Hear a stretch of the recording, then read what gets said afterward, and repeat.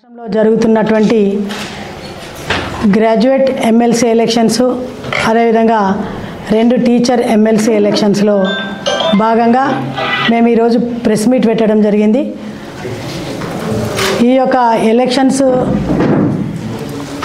ప్రచారంలో భాగంగా రేపు ఇక్కడికి మన రాష్ట్ర అధ్యక్షులు అదేవిధంగా కేంద్ర మంత్రివర్యులు గౌరవనీయులు కిషన్ రెడ్డి అన్న గారు రేపు ఇక్కడికి విచ్చేస్తున్నారు. సంగారెడ్డిలో ఉదయం 11 గంటలకి 10 గంటలకి మధ్యాహ్నం 2 గంటలకి పటాన్చెరులో ఓటర్స్ తోటి ఓన్లీ ఓటర్స్ ఎవరైతే ఉన్నారో వారితోటి ఈ యొక్క మీటింగ్ ఉంటుంది. మరి ఎందుకు అనంటే ఈరోజు తెలంగాణ రాష్ట్రంలో జరుగుతున్నటువంటి ఎలక్షన్స్ సాదాసీదా ఎలక్షన్స్ కావు. ఇది ఒక గ్రాడ్యుయేట్ ఎమ్మెల్సీ ఎలక్షన్స్ కాబట్టి ఈరోజు ఓటర్స్కి దిశానిర్దేశం చేయడం కోసం మరి రేపు ఇక్కడికి కిషన్ రెడ్డి అన్న గారు రాబోతున్నారు. తెలంగాణ రాష్ట్రంలో జరుగుతున్నటువంటి ఈ MLC graduate MLC elections teacher MLC elections ఏవైతే ఉన్నాయో ఆ ఓటు వేసేటువంటి ఓటర్సు ఈరోజు మేధావులు చదువుకున్నటువంటి వారు విజ్ఞులు వేసేటువంటి ఓటు కాబట్టి అందరికీ కూడా ఒక తెలంగాణ రాష్ట్రంలోనే కాదు భారతదేశంలోనే ప్రతి ఓటర్కి కూడా ఈరోజు ఒక నమ్మకం ఒక భరోసా వచ్చింది అంటే భారతదేశంలో భారతీయ జనతా పార్టీ అన్ని రాష్ట్రాలలో కేంద్రంలో కూడా భారతీయ జనతా పార్టీ అధికారంలో ఉండాలని చెప్పి నిశ్చయించుకున్నారు, డిసైడ్ అయిపోయారు. అది ప్రధానమంత్రి నరేంద్ర మోదీ గారు ఉంటేనే బాగుంటుంది అనేది. అందుకు నిదర్శనం మొన్నటికి మొన్న ఢిల్లీలో జరిగినటువంటి ఎలక్షన్స్ని మనం చూసినాం. ఆ ఎలక్షను ఎటువంటి ఎలక్షన్ అంటే మీ అందరికీ తెలిసిందే, సాధారణమైనటువంటి ఎలక్షన్స్. అంటే ప్రతి ఒక్కరు కూడా ఓటు వేసేటువంటి ఎలక్షన్స్, ప్రతి ఒక్కరు కూడా ఓటు వినియోగించుకునేటువంటి ఎలక్షన్.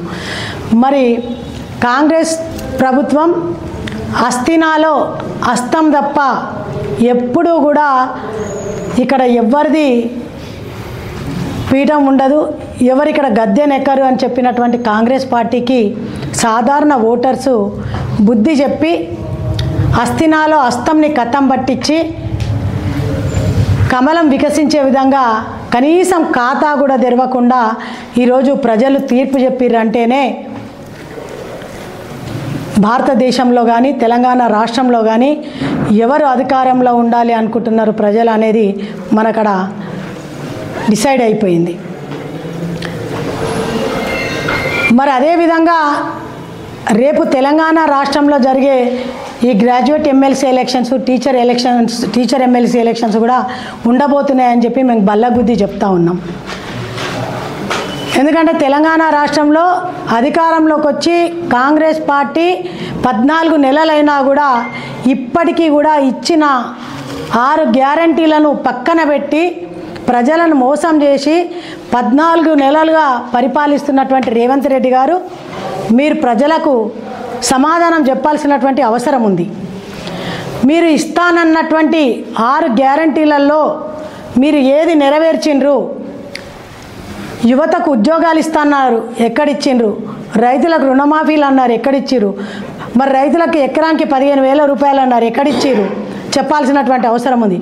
ఈరోజు స్టూడెంట్స్కి మహిళలకి స్కూటీ ఇస్తా అన్నారు, ఎక్కడిచ్చిరో మీరు చెప్పాల్సినటువంటి అవసరం ఉంది. ప్రతి కుటుంబంలో అమ్మాయిలకు పెళ్ళిళ్ళు అయితే తులం బంగారం ఇస్తామన్నారు, ఎక్కడిచ్చిరో మీరు చెప్పాల్సినటువంటి అవసరం ఉంది. ఇట్లా చెప్పుకుంటూ పోతే ఎవ్వరికి ఏది కూడా ఇవ్వకుండా ప్రజలను మోసం చేపించి ఈరోజు గద్దెనెక్కి కూర్చున్నారు కదా. మీరు ఈరోజు తెలంగాణ రాష్ట్రంలో జరుగుతున్నటువంటి 3 ఎమ్మెల్సీ ఎలక్షన్స్ ఏవైతే ఉన్నాయో నిజంగా మీకు తెలంగాణ రాష్ట్ర ప్రజల మీద చిత్తశుద్ధి ఉంటే మీకు నిజంగా ప్రజలను మేము నిజంగా ఈరోజు ఇచ్చినటువంటి అన్ని గ్యారెంటీలు అమలు చేసి సుపరిపాలన అందిస్తున్నామనే దమ్ము ధైర్యం ఉంటే మీరు ఈరోజు ఎమ్మెల్సీ ఎలక్షన్లలో ఓటు అడిగే కంటే ముందు ఇవన్నీ కూడా మీరు నిరూపించుకోవాల్సినటువంటి అవసరం ఉంది. అప్పటి వరకు కూడా మీరు ఓటు అడిగే హక్కు అధికారం మీకు లేదని చెప్పి మేం చెప్పట్లేదు, ఇది భారతీయ జనతా పార్టీ చెప్పట్లేదు, అక్కడ దేశ ప్రజలు చెప్తున్నారు. దానికి నిదర్శనం మొన్న ఢిల్లీ ఎలక్షన్స్. అదే విధంగా తెలంగాణ రాష్ట్రంలో కూడా కాంగ్రెస్ పార్టీకి బుద్ధి చెప్పబోతున్నారని చెప్పి మేము ఈ సందర్భంగా తెలియజేస్తూ ఉన్నాం. మరి ఈరోజు భారతీయ జనతా పార్టీ అధికారంలోకి వస్తే, అదేవిధంగా తెలంగాణ రాష్ట్రంలో కూడా అధికారంలోకి వచ్చినటువంటి తెలంగాణ రాష్ట్రంలో కూడా 8 మంది ఎంపీలని ఎమ్మెల్యేలను గెలిపించినటువంటి ఘనత తెలంగాణ రాష్ట్రంలో ఉంది.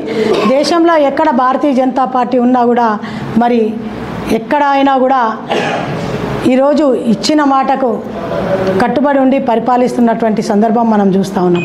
అదేవిధంగా రేపు తెలంగాణ రాష్ట్రంలో జరుగుతున్నటువంటి ఎమ్మెల్సీ ఎలక్షన్స్ ఏదైతే ఉందో, గ్రాడ్యుయేట్ ఎమ్మెల్సీ ఎలక్షన్లలో కూడా మరి మీ అందరికీ తెలిసినటువంటి విషయమే. ఇక్కడి నుంచి గ్రాడ్యుయేట్ ఎమ్మెల్సీ అభ్యర్థిగా అంజిరెడ్డి గారు చిన్నమైల్ అభ్యర్థిగా మరి భారతీయ జనతా పార్టీ ప్రకటించడం జరిగింది. అదే టీచర్ ఎమ్మెల్సీ అయితే మలక కుమరయ్య గారిని ప్రకటించడం జరిగింది. ఈరోజు తప్పకుండా గ్రాడ్యుయేట్ ఎమ్మెల్సీ అభ్యర్థిగా మీరు అంజిరెడ్డి గారిని కనుక ఇక్కడ ఓటేసి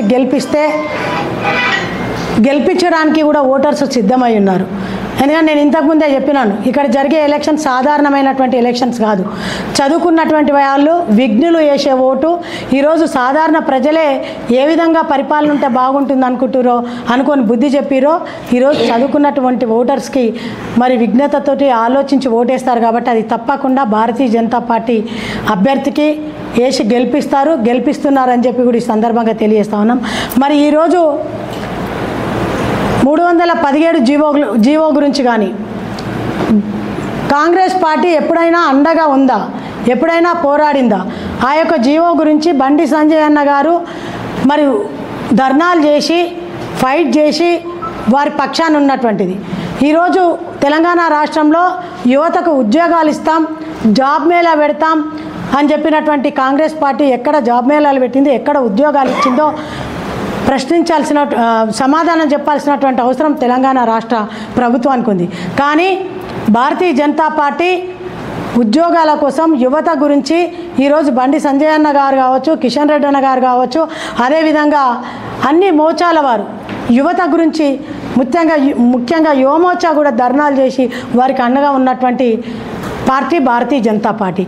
అదేవిధంగా రేపు కూడా ఈ యొక్క గ్రాడ్యుయేట్ ఎమ్మెల్సీ ఎలక్షన్లలో అంజిరెడ్డి గారిని గెలిపిస్తే తప్పకుండా ఈ 317 జీవో గురించి కావచ్చు, యువత జాబ్ మేళా గురించి కావచ్చు, టీచర్స్ ఉపాధ్యాయుల ఉద్యోగాల గురించి కావచ్చు, లేదంటే రేపు తెలంగాణ రాష్ట్రంలో జరుగుతున్నటువంటి శాసన మండలిలో ప్రశ్నించే గొంతుకగా వారికి అండగా ఉండి ఈ యొక్క తెలంగాణ రాష్ట్ర యువతకి మేధావులు, లాయర్లు, డాక్టర్లు అందరూ కూడా మొదటి ప్రాధాన్యత ఓటు వేసి గెలిపిస్తే వారికి శాసన మండలిలో మరి ప్రశ్నించే గొంతుగా నిలబడడానికి సిద్ధంగా ఉన్నారని చెప్పి నేను ఈ సందర్భంగా తెలియజేస్తూ ఉన్నాను.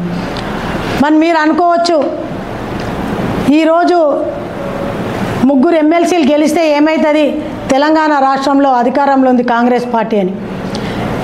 ఓటర్ మహాశయులకు నేను ఈ వేదికగా హెచ్చరిస్తున్నాను, నిజంగా కనుక మీరు మళ్ళా మోసపోయి కాంగ్రెస్ పార్టీకి ఓటేస్తే అక్కడ వాళ్ళకి లాభము లేదు, నష్టం లేదు. కానీ ఒక చైర్ మాత్రం పెరుగుతుంది.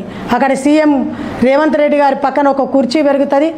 ఎమ్మెల్యేలు, ఎంపీలు, మినిస్టర్ల పక్కన కూర్చొని చేతులు కట్టుకొని కూర్చోవలసినటువంటి పరిస్థితి ఎమ్మెల్సీ గారికి గెలిచినా కూడా పరిస్థితి అదే తప్ప ఈరోజు యువత గురించి, టీచర్స్ గురించి, లాయర్ల గురించి, డాక్టర్స్ గురించి ఎవరిని కూడా ఫీజు రియంబర్స్మెంట్ గురించి కానీ ఏది కూడా ప్రశ్నించే అవకాశం ఉండదు. కానీ అదే భారతీయ జనతా పార్టీ అభ్యర్థులను గెలిపిస్తే తప్పకుండా ఫీజు రియంబర్స్మెంట్ గురించి పోరాడతారు, ప్రశ్నిస్తారు. అదేవిధంగా యువత జాబ్ మేళా గురించి ప్రశ్నిస్తారు, పోరాడతారు. లాయర్స్కి ఏదైతే గతంలో చెప్పారో కొత్తగా ఎవరైతే ప్రాక్టీస్ చేస్తున్నారో వాళ్ళకి గౌరవ వేతనం 5,000 రూపాయలు ఇస్తున్నారు. కానీ ఇప్పటి వరకు కూడా ఎక్కడ ఇంప్లిమెంటేషన్ చేయలేదు. దాని గురించి వారికి నిజంగా హెల్త్ కార్డులు లేవు. హెల్త్ కార్డు గురించి ప్రతి దానికి కూడా ప్రశ్నించే గొంతుగా భారతీయ జనతా పార్టీ ఎమ్మెల్సీగా మరి మీరు ఓటేసి గెలిపిస్తే తప్పకుండా శాసనమండలి పోరాడతారు, ప్రశ్నిస్తారు, ఇంప్లిమెంటేషన్ అయ్యే విధంగా చూస్తారని చెప్పి ఈ సందర్భంగా నేను తెలియజేస్తూ, తప్పకుండా ఈ నెల 27వ తారీఖు రోజున జరుగుతున్నటువంటి ఎమ్మెల్సీ ఎలక్షన్లలో ప్రతి ఒక్క గ్రాడ్యుయేట్ కూడా, డాక్టర్స్ కానివ్వండి, లాయర్లు కానివ్వండి, టీచర్స్ కానివ్వండి, యువత కానివ్వండి, దయచేసి ఆలోచించండి. ఢిల్లీలో సాధారణమైనటువంటి ఓటర్స్ ఏ విధంగా బుద్ధి చెప్పిరో ఇక్కడ మీరు విఘ్నులు, మేధావులు అదేవిధంగా మీ ఓటుతోటి బుద్ధి చెప్పి మీరు ఎప్పుడైతే ఇక్కడ తెలంగాణ రాష్ట్రాన్ని ప్రశ్నిస్తామనుకున్నారో, కానీ రేవంత్ రెడ్డి ఎప్పుడు కనబడితే ప్రశ్నిద్దాం, అడుగుదామని అనుకుంటున్నారు. ఆ అవకాశం ఇప్పుడు ఓటు రూపంలో మీకు వచ్చింది. కాబట్టి మీరందరూ కూడా భారతీయ జనతా పార్టీ అంజిరెడ్డి గారు చిన్నమ్మాయిలకి మీ మొదటి ప్రాధాన్యత ఓటునేసి, అదేవిధంగా టీచర్ అభ్యర్థి అయినటువంటి మల్కా కొమరయ్య గారికి మీ మొదటి ప్రాధాన్యత ఓటునేసి ప్రశ్నించే గొంతులను మీ తరఫు నుంచి ఓటేసి గెలిపించి శాసన మండలికి పంపించాలని చెప్పి కోరుకుంటూ, నాకు మరి అవకాశం ఇచ్చినటువంటి మీడియా మిత్రులందరికీ కూడా ధన్యవాదాలు తెలియజేసుకుంటూ, భారత్